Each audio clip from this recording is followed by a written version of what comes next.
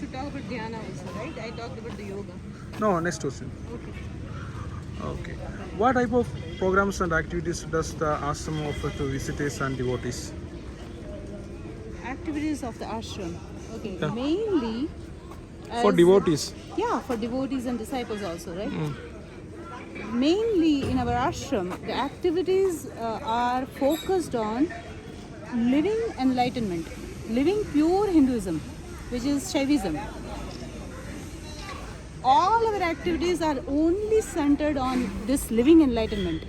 So, if you see, all our community people are initiated disciples and devotees. They have done the 21 days Paramashivoham or Inner Awakening program, and all our activities are centered on oneness concept of Hinduism. That anything we do, let's say now Annadanam is going on, sharing of the food is living oneness. That hey, it's like the way I treat my body, I treat your body. The way I feed myself, I feed you. So it's like a living oneness, not just speaking oneness. So Swamiji makes us, guides us, do all the things which is living enlightenment, living oneness. So any activities you see, they are always group activities. They are never you sit and meditate. Not like that. Even meditation are also like programs, huge group gathering, group meditations. So main activities of our community is temple based activities, doing abhishekam, salankaram rituals, and pujas, the various pujas. We do the Guru Puja also sitting together, we sit together and do the Guru Puja. Then Alankaram, amazing experience when you work with the energized deities. Okay. That is also a group activity. Never it is you can do alone. It requires that. And then doing the rituals, and then activities like this, which are more like social activities like Annadanam. Then practicing yoga, which we do in the groups. So basically, we live in as a community, not that you are living in the Himalaya, sitting alone and meditating. That is not the lifestyle or the activities of the community. Yeah. How can someone become a part of the ashram community? The first step Yes. is get initiated. Initiation, Diksha. Okay. So Shiva Diksha, you have to receive. When you receive it, you are in the state and space of this whole community. So it is the Guru disciple relationship, and the Guru disciple parampara, Guru Shishya parampara is what Swamiji is bringing back to humanity, not just to Hinduism. Hinduism also has missed it, lost it by now. It is like nobody, if you ask, I have experienced it in my personal life also. If you ask who is your guru or you want guru, people say no, I don't want guru. I directly connect with Shiva. I don't want guru. So even Hindus, I have experienced so many times that they also have lost the knowledge and the significance, the idea of guru-disciple relationship, which is must for enlightenment, for self-realization. Because without guru, you see in any scriptures, without guru, self-realization does not happen. Unless you had the guru in your past life who initiated you into superconscious breakthrough, you will not have that state and space which can lead you to superconsciousness, which can evolve you to superconsciousness. So guru-disciple relationship is the foundation of our community. Okay. Yeah. What is the role of service in your ashram? We are service-based community, completely, fully. If you go in any ashram, Okay. What type of? basically healing service, first thing that anybody will do, everybody who gets initiated, they get healer's initiation also. But there is ordaining, so people, you have to ask the person if the person is initiated into healers, as a healers initiation. So anybody who does this 21 days program, no, they do become healers. So you can, the healing service, one thing. Then third eye manifestations, like life solutions. When your third eye is open, you can see through.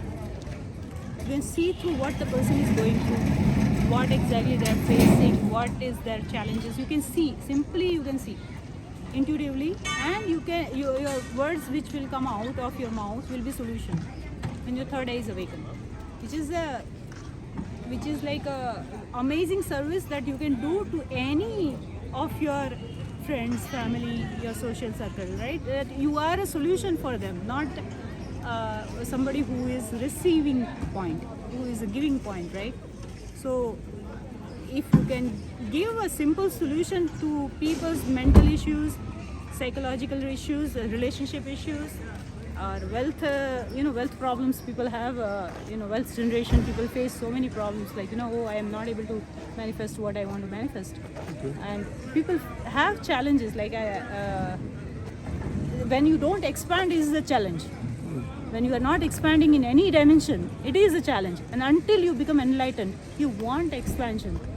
So when your third eye is awakened, you are only a solution for anybody whom you come across. So that is the power of Hinduism and Shaivite, being a Shaivite, Shiva consciousness. So yeah.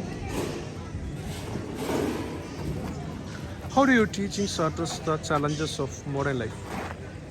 How do your teachings address the challenges of modern life? The challenges of modern life? Yes. If you are enlightened, you are living the superconscious state. Superconsciousness is the state where anything with your third eye you can decipher. Simply you can decipher. You literally live a problem-free life. Not a problem-free life, you have solution for everything. So it is not about the modern life problems or age-old problems. It is about having your third eye awakened. And if your third eye is awakened and your Kundalini Shakti is awakened, you will be in the state which is powerful state, because your Kundalini is awakened and third eye is awakened, so you can decipher anything. You can penetrate anything. So just you put your third eye on anything, you will have the solution. Download. Anything you focus on, you will have the download of solution. Modern and old age doesn't matter. Problem is a problem. So only thing is, if you are capacitated, if you are ordained with these two capacities of Kundalini Shakti and third eye awakening, any problem can be solved simply, without effortlessly, like a flow of life. You will be just living your life and you are standing as a solution for anything and everything. This is power of initiation. So this is not just a philosophy, it is a practical living enlightenment based life, like practical life. When you are living, you are embodiment of solution. Yeah. How do you utilize technology to spread your message globally? It's, I think you're the most of using the modern technology. Yeah. Yes. We have seen Swamiji. Even Swamiji is a youngster. He is like, what? Now he is 45. So he actually received. He did engineering, mechanical engineering diploma. Oh, yeah. Yeah. He studied that. Okay. But he was never going to It's school. completed. Yeah. He has that degree, but it is just a namesake. His Raghupati Yogi told him to do that education because he will require to stand in front of people when he becomes. Mechanical engineering diploma. Yes. he did that, but it was a namesake. He never used to go to the school, but he was that time also a third eye awakened person. So everything was like a download. One night or 1 week he will read all the books, go and write the exams, and he will have distinction marks. Okay. And he reads, if you see the way he reads the books, he will take the book, thick book, he will just read a few pages in the front, few pages in the back. You ask any question from any page, he will answer you verbatim. Oh. So it's a, when your third eye is awakened, your reading also becomes totally different. It is not based on the memory, and all that ideas are just not true. The ideas that we have about how the memory functions, how our brain functions, in the modern day, so-called modern day, that is not how our brain functions or our mind functions, the memory. When your third eye is awakened, you don't need to memorize anything. On the spot, you can download anything. On the spot. And anything you want to understand, any subject that you want to understand, it can be any complicated subject. It can be even trigonometry or any high fundas. Just simply looking into it, just simply going through it, you will understand the whole thing. And you can understand even engineering, at the same time medicine, at the same time computer science, any subject. Oh. So this is the bad. This is what Swamiji is bringing back as lifestyle, and which is what is our Gurukul system. We have in now it is smart classes that are running for our our global Gurukul through technology. We have Zoom, two-way video conferencing, and Swamiji also uses two-way video conferencing for this 21 days retreat. You can sit in your home, in your private space, and just you have to create the ambience, Vatavarana, Swamiji calls it as, that when you connect to Swamiji on Zoom, he will energize that your breathing space in your room, and will become the Vatavarana for your consciousness to raise to the initiation that you are receiving. So this two-way video conferencing is the way of Naina Diksha. It is called Naina Diksha. Means his eyes falling on you. Shiva's eyes falling on you can initiate you. Mantra Diksha, Sparsha Diksha and Naina Diksha. So now in this era of technology, the way IT has evolved, we are able to use the modern technology for reaching out to Chat GPT. Chat GPT and AI. We are up to there, and Swamiji says now with AI, which is artificial intelligence, it will bring the revolution for real intelligence to evolve, to manifest. Swami says the big awakening is going to happen with artificial intelligence, and his message will reach, he will be able to reach out through artificial intelligence to big mass of people, because they're going to use AI to search his teachings. So yeah.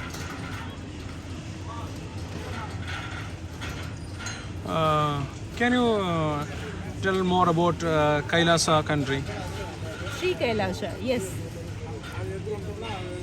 Sri Kailasha is the first Hindu country. First of all, I want to mention that it is the first Hindu country on planet Earth. We don't have any Hindu country left all over the world right now. Nepal was Hindu country, but a few years back it got into secularism. Secular country now it is. Yeah. So other than Nepal, there was no country, including India. India is not Hindu country anymore. Like, after independence, it is a secular, democratic government, and it is not a Hindu country. So Sri Kailasha is a democratic country, but at the same time we are Hindu country. And Sri Kailasha basically is a worldwide. We have our presence in various countries, and we are living as community like Vatican City. How it represents Christianity, it is the embodiment of the whole Christian community world over. Like that, Sri Kailasha and Swamiji. Swamiji is Supreme Pontiff of Hinduism, and Swamiji has established Sri Kailasha as the first Hindu country, but we have the physical country as well. UN recently in January we got that status of country. We have on our website all the documentation of UN, their announcement, everything is posted on our website kailasa.org. So yeah, so we basically are the first and only Hindu country right now on the world map, which is Sri Kailasha. So yeah, this is the briefly I can tell about Sri Kailasha. There is a lot of information on our website, the different departments, and how the constitution of Sri Kailasha is Manusmriti, which is our Hindu scripture. Our lifestyle is Agamas, Shiva Agamas, and the Shastras, the Vedic scriptures, is the pure science, our education system, which is our Gurukul and university. So, and the power manifestation is the way we live. So, it's all centered purely on Hindu Shaivite lifestyle. Which continental is situated? At present, we have not declared it, like we are not declaring it because it is purely Swamiji's decision that when he declare it or how he declare it. But we have diplomatic relationships continuously getting created. Recently, today, USA and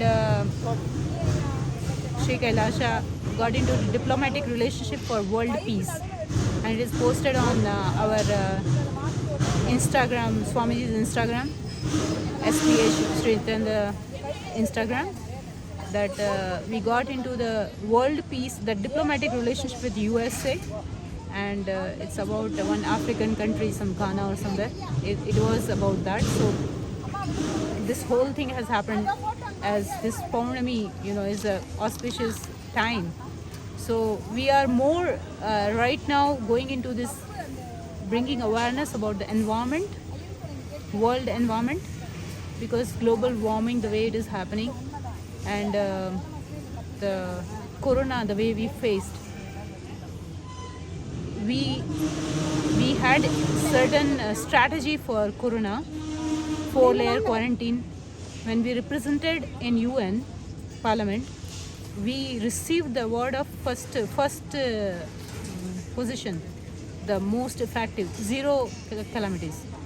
So most effective, it was accepted and announced as the most effective accepted remedy for corona quarantine. So we are coming forward with various dimensions of lives, how we can live peacefully, at the same time organic life, how we can live the eco-friendly, the enlightenment ecosystem, how we can make the whole planet Earth as enlightenment ecosystem. So our Kailashas world over are enlightenment ecosystem, and humanity is ready to receive it, definitely. Because I have seen even in corporate world, there is this word enlightened management is very popular. Not from now, from 2012 I have seen it. Enlightened management.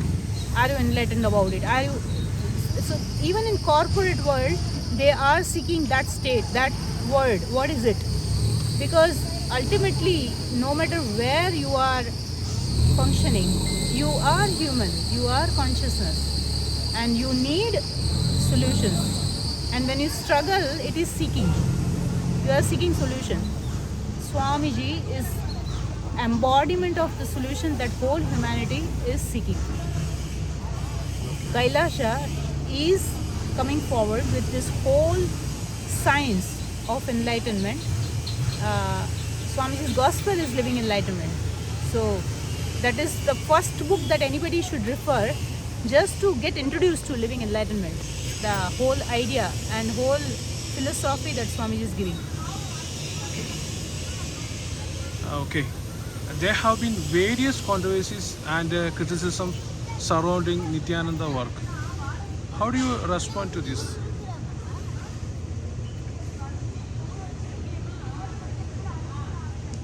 Having been a super conscious being, Swamiji,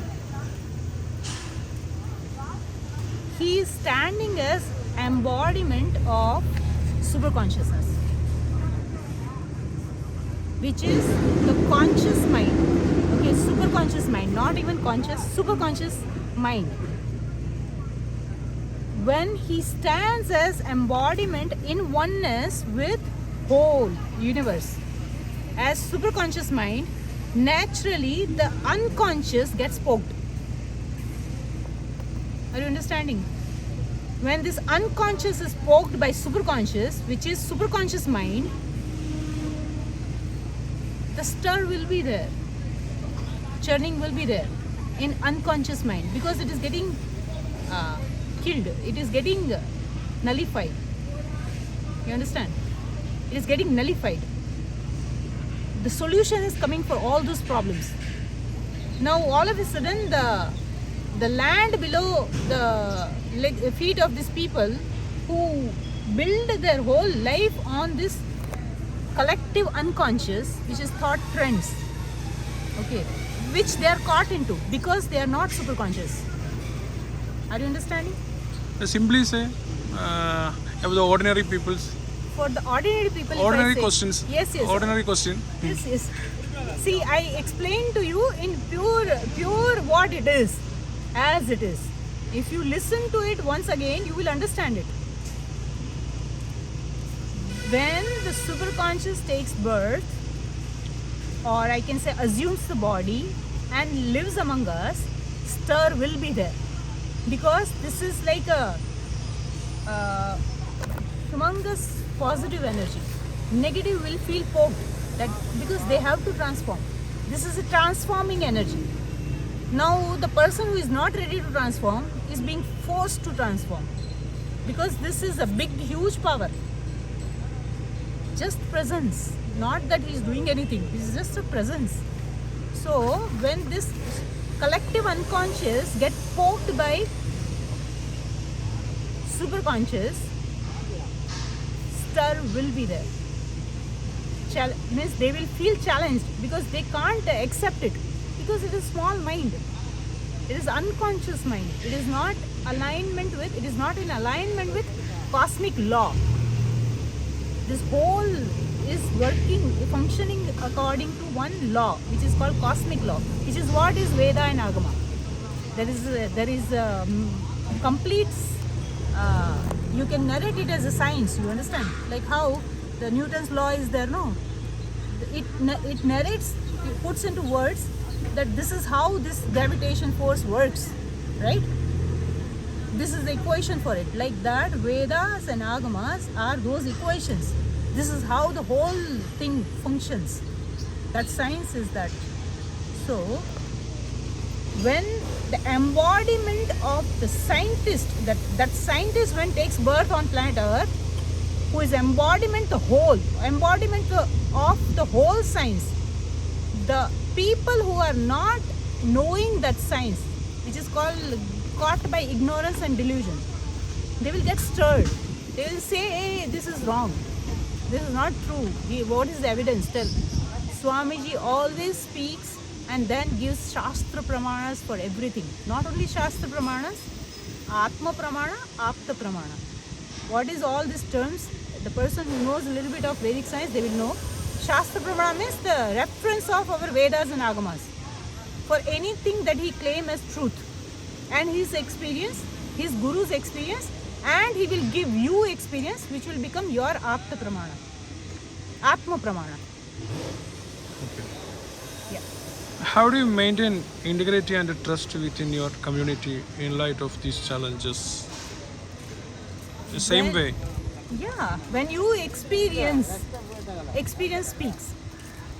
Experience is ultimate. If you receive experience, you will stand for it naturally. Because you are experiencing. You can't just nobody can impose something on you, which is not what you are experiencing. Experience is ultimate. When you experience something, there is nothing that can stand against it. Okay, can you share what a typical day in your life looks like? Typical day Yeah. in the ashram, in the Kailasa. Yeah, I know. All asrama. Yeah, like my day in as a sannyasi, as my lifestyle right now. Yeah. Yeah, it's very simple lifestyle. If I tell you the truth, it's very simple lifestyle. I have lived in pre-monastic life. I have lived a very modern lifestyle. But when I came, it started becoming more and more simplified. At present, if I tell you, it's a very simple life, but at the same time, it's very joyful life. Okay, it is very joyful, but just we wake up really early in the morning as a day-to-day routine. If I tell you, it is like waking up early morning and doing our puja is the first thing that we do, and then our day-to-day, our departments are there in Kailasha, so we function in our departments, and we have whole day is our like main activities enriching and causing. How I can live enlightenment in my daily life. Only that continuous as a spiritual practice it goes on, and yeah, at present in this right now in this time, that is my day or day-to-day life right now. Before it was not that, because I was going through evolution, I was going through my spiritual practices. It was not like that, but at present this is how my day-to-day life right now is. Okay, what is your vision for the future of the ashram and your spiritual movement? I'm seeing a huge expansion, a huge explosion, and extremely high number of people coming to us, because the way we are evolving as Kailasha and the way we are receiving the response from worldwide, like the UN and the other countries. Definitely, we are right now receiving. We are trying to expand and spread our activities or sevas services that we are offering to the world in India as well. India Kailasha, Bharat Kailasha also. But we are able to see very clearly the way humanity is going through the awakening, the spiritual awakening. Everybody is evolving, and Swamiji is the one. Now only people are coming to know the problem. Otherwise, they don't know the problem statement. When you experience the problem, then only you find the solution. Then only you go for searching the solution. See, until now, I can say before Corona, people didn't know the problem statement. So there was no seeking there. Now they know the problem. Solution is Swamiji. So I am seeing it is a huge responsibility being with Swamiji and being as Kailashvasi. It is a huge responsibility. At the same time, Swamiji is with us and Swamiji is there with everybody. So yeah, we are here, and everybody can absolutely are welcome to join us. Okay, my final question. What is the most important piece of advice you would give to your followers? My followers? No, Nityananda Swamiji's followers. Okay, yeah.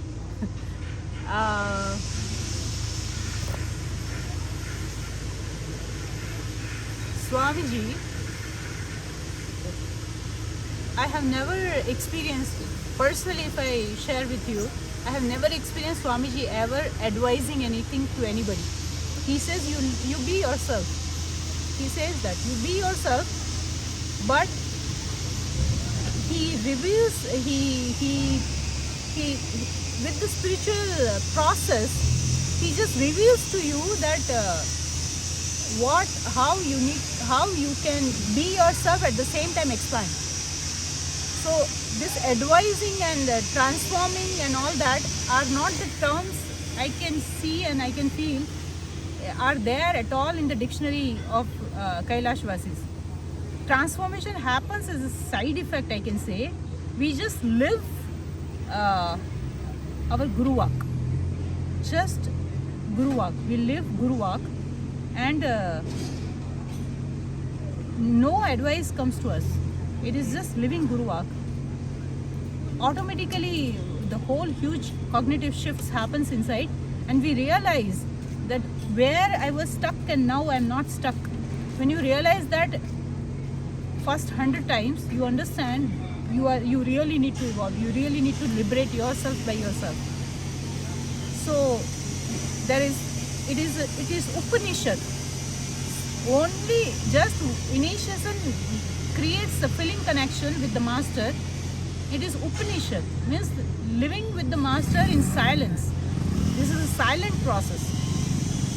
We don't get advices from our master. We just receive, hey, see, you are wrong here, or not wrong, you are stuck here, raise yourself. He reveals it inside. So it's not advice, he literally reveals it. And at the same time, the solution also gets revealed. When this cognitive shift happens, you understand there is no advice here. There is nothing that he advises. He simply lifts us. So he never advises anybody. It is impossible to advise this many number of people that are his followers, you know. It's like millions of followers are there. How many people you will advise? No, it is not teaching. It is transformation that goes on in everybody. It is a silent Upanishad process. It is Guru-disciple process. So there is no, I personally, I can very clearly say, there is no advising going on here.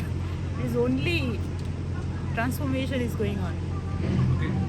Anything more? Anything tell more about the community? Your community? It's a beautiful community, I can say. Everybody is like literally your counterpart.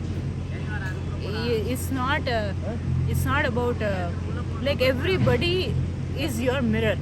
That is how we live. At the same time, there is no conflict. It's amazing. It's just so amazing to live in a spiritual community of Kailasha. It's just reflection, and at the same time, it is so healing space among us that nothing pokes. You understand? Nothing pokes, and you just evolve, and you come across the person who will really feel like poking you, and after half an hour you realize it was something inside you. So then you correct yourself, and then that person will come across you, and then okay, we steal our eyes a little bit and then move on.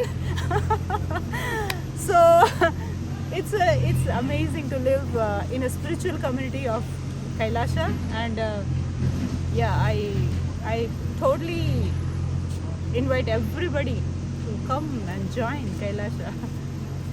Okay, thank you. You're welcome.